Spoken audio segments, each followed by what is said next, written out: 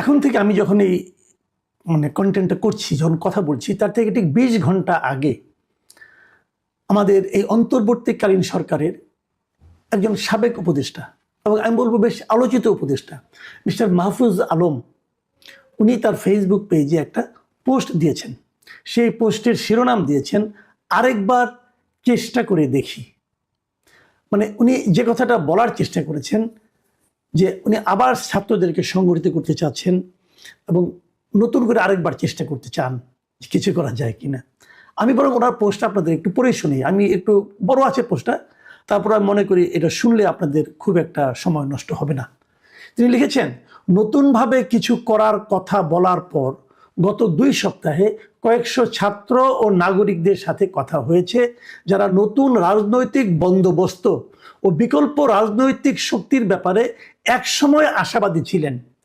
যাদের সাথেই কথা হয়েছে তাদের মধ্যে এক ধরনের হতাশা ও আস্থাহীনতা দেখেছি, কিন্তু কথা শেষে আমরা এই সিদ্ধান্তে এসেছি যে আমরা সবাই আরেকবার চেষ্টা করে দেখতে চাই। এই হলো মূলত বক্তব্য, আরেকবার চেষ্টা করে দেখি। এরপরে ওনারা কি করতে চান না চান এগুলো আছে। আবার আরেক জায়গায় লিখেছেন যে আমরা আপনাদের ক্ষোভ, হতাশা, অপ্রাপ্তি যেমন শুনতে চাই, তেমনি আমাদের দিক থেকে হওয়া ব্যক্তিগত ও সামষ্টিক ভুল, বাস্তব সংকট ও কমতিগুলো নিয়েও কথা বলতে চাই। গত 1.5 বছরের পর্যালোচনা শেষে আমরা কিভাবে নতুন করে শুরু করতে পারি সে সম্ভাবনা নিয়ে আলোচনা করতে চাই। এই হলো ওনার বক্তব্য। তারপরে আরো উনি অনেক কথা কাহিনী লিখেছেন, সেটা ওই লাইনে যাচ্ছি না। তার মানে এই মাহফুজ আলম সাহেব, যাকে আমাদের ইউনূস সাহেব বিশ্ব মঞ্চে, যুক্তরাষ্ট্রের মঞ্চে ওখানে নিয়ে সবার সামনে পরিচয় করে দিয়েছিলেন যে he is the master mind, তারপর তাকে নিয়ে এসেছেন, উনি অনেক কিছু করেছেন। ওনাকে উপদেষ্টার মর্যাদায় প্রধান উপদেষ্টা বিশেষ সহকারী বানানো হয়েছিল। তারপর উনি তথ্য মন্ত্রণালয়ের উপদেষ্টার দায়িত্ব পেয়েছেন, 1.5 বছর সরকারের সঙ্গে ছিলেন। এখন উনি বলছেন যে আরেকবার শুরু করতে চাই। আমি মাহফুজ আলমকে ধন্যবাদ দেব প্রথমত এই কারণে যে উনি বুঝতে পেরেছেন, উনি যাদের সঙ্গে কথা বলেছেন তাদের কাছ থেকে উনি এক ধরনের হতাশা ও আস্থাহীনতা দেখেছেন। এই যে তাদের প্রতি একটা হতাশা, একটা আস্থাহীনতা, এটা যে উনি উপলব্ধি করতে পেরেছেন, এই জন্য ওনাকে আমি প্রথমত ধন্যবাদ দিতে চাই। এখন প্রশ্ন হলো, আরেকবার না, এই ভূখণ্ডে এরকম চেষ্টা আরো হয়তো 1000-12 হবে, কোনো সন্দেহ নেই। কিন্তু ওনাদের নিয়ে কেন? এদেশের মানুষ যে হতাশ, এটা কি কারণে হতাশ আপনারা এটা বলুন। আপনারা শুরুতে যে কথাগুলি বলেছিলেন, নতুন রাজনৈতিক বন্দোবস্ত, যে কথা আপনি এখানেও বললেন, আপনারা এই 1.5 বছরে কি জনগণের কাছে স্পষ্ট করতে পেরেছেন কি আপনাদের নতুন রাজনৈতিক বন্দোবস্ত? পেরেছেন? আপনি নিজে বুকে হাত দিয়ে বলুন, আপনি কি নিজে রাজনৈতিক বন্দোবস্ত বলতে আপনারা যেটা বুঝেন সেটা কি নিজেরা বুঝেন? আসলে নাকি এখানে শব্দটা মুখস্থ করেছেন? যদি বুঝে থাকেন, একজন লোককে বোঝাতে পেরেছেন আপনাদের নতুন রাজনৈতিক বন্দোবস্তটা কি? অথবা বাদ দেন অন্যদের কথা, আপনারা ক্ষমতায় ছিলেন 3 জন, আপনারা 3 বন্ধু, কি করেছেন আপনারা 3 জন? এই 3 জন আপনাদের কোন কর্মকাণ্ডের মাধ্যমে, কোন আচরণের মাধ্যমে, কোন সিদ্ধান্তের মাধ্যমে? আপনারা কিন্তু রাষ্ট্র ক্ষমতায় ছিলেন, সরকারে ছিলেন, অনেক কিছু করার ক্ষমতা আপনাদের হাতে ছিল। কোন কাজটার মাধ্যমে আপনারা প্রমাণ করতে পেরেছেন যে আপনারা নতুন কিছু করছেন, এমন নতুন কিছু যার দ্বারা এই দেশের মানুষ উপকৃত হতে পারে? আপনারা গড্ডালিকা প্রবাহে গা ভাসিয়েছেন।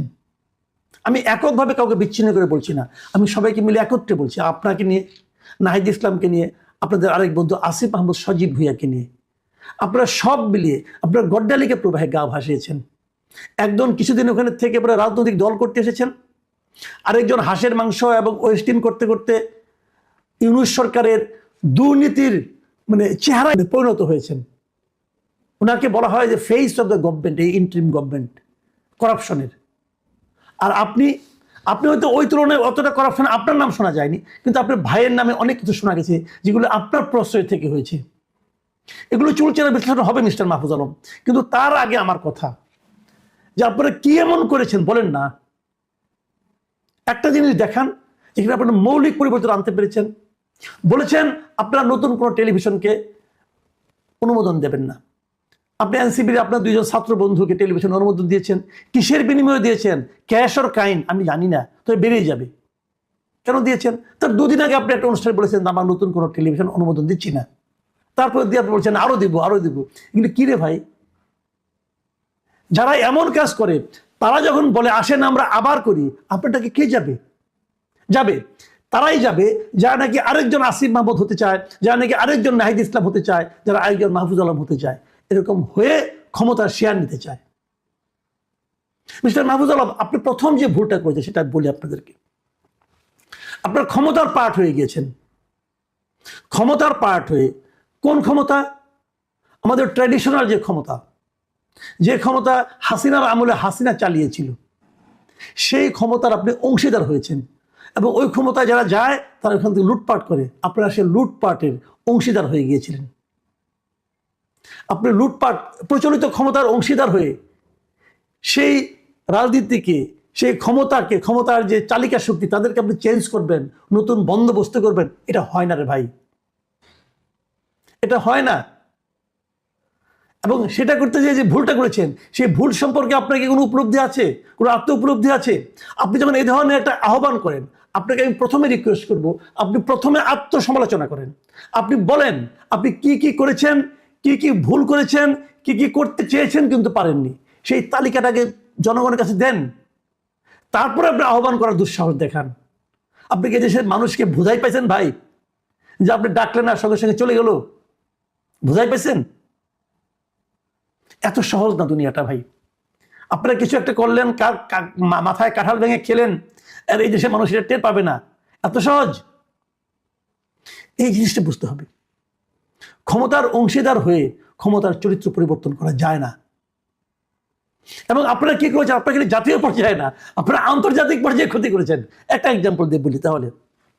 দুদিন আগে এই নেপালের যিনি অন্তর্বর্তীকালীন সরকারের প্রধান সুশীলা কার্কি, কয়েকদিন আগের কথা বলছি, তিনি একটা অনুষ্ঠানে বক্তৃতা দিয়ে বলেছেন যে উনি নেপালকে আরেকটা বাংলাদেশ বানাতে চান না।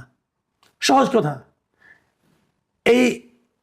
এটা নিউজটার একটা শিরোনাম করেছে ওখানকার একটা পত্রিকার নাম বলে হেডলাইন নেপাল। শিরোনামটা এরকম যে interim prime minister Sushila Karki warns against turning Nepal into Bangladesh. মানে নেপাল বাংলাদেশে পরিণত হতে পারে, এই যে হওয়ার আশঙ্কা, এর ব্যাপারে উনি সবাইকে সতর্ক করেছেন। এবং উনি কি বলেছেন ভেতরে? উনি বলেছেন, বড় নিউজ, আমি ছোট করে আপনাদের একটু বলি। উনি বলেছেন যে যেখানেই যাই সবাই খালি সরকারের সমালোচনা করে এবং তারা বলে সরকার কবে দায়িত্ব ছাড়বে, দায়িত্ব ছেড়ে যায় না কেন, অমুক তমুক, এগুলি বলেছেন। বাট উনি ওনার লক্ষ্যে স্থির আছেন, উনি মার্চে নির্বাচন দেবেন। এবং উনি সেখানে এই কথাও বলেছেন যে মানে 20 থেকে 25 জন এই জেন জি, তাদের নাম উল্লেখ করেন, সংখ্যাটা বলেছেন যে তারা প্রত্যেকেই তার কাছে যাচ্ছে এবং তারা আলাদা আলাদা কাজ দাবি করছে, যে আমাকে এই কাজ দেন, আমাকে সেই কাজ দেন, আমাকে সেই কাজ দেন। এবং তিনি এর জবাবে বলেছেন যে আমরা নেপালকে বাংলাদেশ হতে দেওয়া রোধ করতে আমরা প্রতিশ্রুতিবদ্ধ। মানে ইংরেজিতে লিখেছেন we are committed two preventing Nepal from becoming Bangladesh, we do not want Bangladesh. মানে বাংলাদেশ এখন আন্তর্জাতিক অঙ্গনে উদাহরণ হয়েছে, মানে মন্দ অবস্থার এক্সাম্পল হিসাবে, মন্দ শাসনের এক্সাম্পল হিসাবে এখন বাংলাদেশের নাম নেপালও উল্লেখ করছে। আমাদের নোবেল বিজয়ী ডক্টর ইউনূস এই দেশটাকে সেই জায়গায় নিয়ে গেছেন। এখন আমরা আল্লাহ করছি যে কোনো মতে খালি নির্বাচনটা হয়ে যাক, আল্লাহ আমাদের এই বিপদ থেকে অন্তত রক্ষা করবেন। নতুন যে সরকার আসবেন, কেমন সরকার হবে, কেমন কি হবে আমরা কিছুই জানি না, ভালো হবে না মন্দ হবে আমরা তাও জানি না। তারপর আমরা নির্বাচন চাই কেন? আমরা এই কারণে চাই নতুন যে সরকারটাই আসুক তাদেরকে অন্তত আমরা প্রশ্ন করতে পারবো যে তুমি এই কাজটা কেন করলা। আমরা তাদেরকে প্রশ্নও করতে পারি না, আমরা একটা জবাবদিহিতামূলক সরকার চাচ্ছি। প্রিয় দর্শক, আমরা জানি না আমাদের দেশের ভাগ্যে কি আছে, তবে আমি এটুকু কেবল বলতে পারি আমরা দেশটাকে এমন একটা পর্যায়ে নিয়ে যেতে চাই না যে দেশকে খারাপ শাসনের উদাহরণ হিসাবে নেপালের মতো একটা দরিদ্র দেশও উল্লেখ করে। এটা আমরা চাই না। আল্লাহ হাফিজ।